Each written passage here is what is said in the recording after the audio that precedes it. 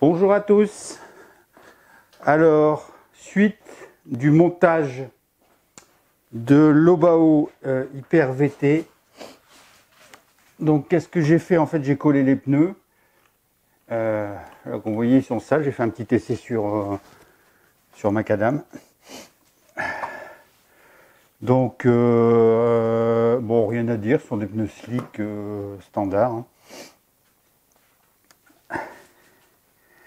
Alors,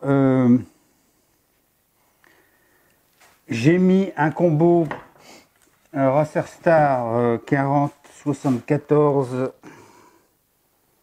2000 kV avec un ESC 120 ampères et une prise XT90. Donc là, ce sont des batteries de 120 qui rentrent. On ne peut pas mettre des 150 malheureusement. Donc là, j'ai une 3S, mais enfin, on peut mettre une 4S hein, sans problème. Alors, le cerveau que j'ai mis, c'est un cerveau 20 kg. Et j'ai mis un récepteur FSIA86B, pardon, 6 canaux, parce que c'est celui qui va avec mon GT5. J'ai deux modèles avec le GT5, en fait.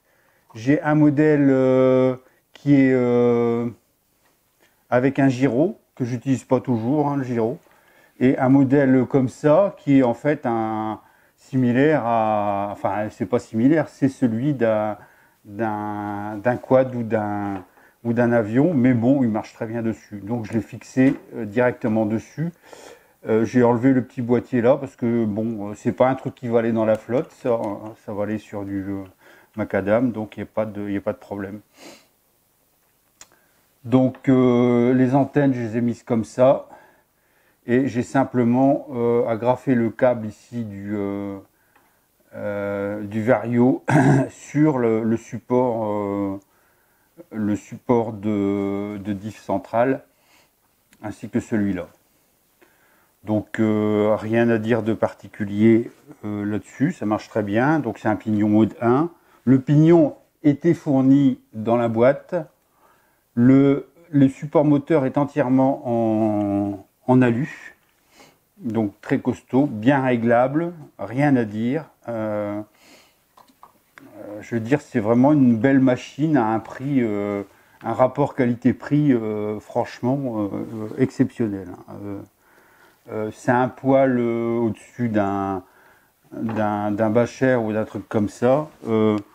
On a des engrenages partout, à part l'engrenage central ici, on a des engrenages en métal, on a des boucles de réglage ici un peu partout, on a des barres anti-roulis avant, arrière, donc il n'y a rien à dire de particulier. Là, la construction est particulièrement costaud. Hein.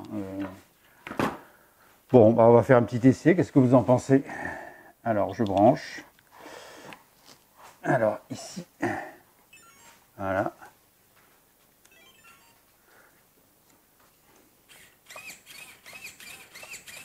Alors, le débattement est pas mal pour un modèle GT, franchement, ça tourne bien.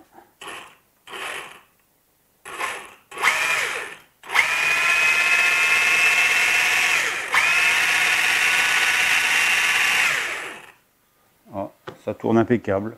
Donc je pense que je vais mettre un 4S pour finir. Donc voilà. Alors il ne me reste plus qu'à mettre la carreau, l'aileron, enfin tout ce qui vient au-dessus. L'aileron est fixé à l'arrière du Lexan. Et j'aurai un bolide GT. Alors le pare-choc en mousse devant est particulièrement important et bien foutu puisqu'il est vissé directement sur... Alors, il y a une pièce en plastique ici, mais c'est fixé directement sur le support avant de train. Donc, en fait, je veux dire, ça ne peut pas être plus costaud que ça. Les tourelles qui supportent la carreau sont particulièrement épaisses. Elles sont réglables avec des vis à chaque niveau. Et bien entendu, il y a un renfort avant et arrière pour les tourelles, mais enfin, vu l'épaisseur, elles n'en ont pas besoin, à mon avis, parce que c'est hyper épais, hein. Très bien fini. Alors, je suis en train de regarder. Donc les amortos, en fait, ils sont relativement courts, hein, c'est une GT, mais on peut les régler en vissant. Il n'y a pas de problème. Donc la tige d'amorto, il y a une chaussette dessus, ce qui fait que ça reste propre. Donc vraiment, il n'y a rien à dire sur ce modèle. Tout est fait impeccable, je veux dire, excellent rapport qualité-prix. Merci à vous.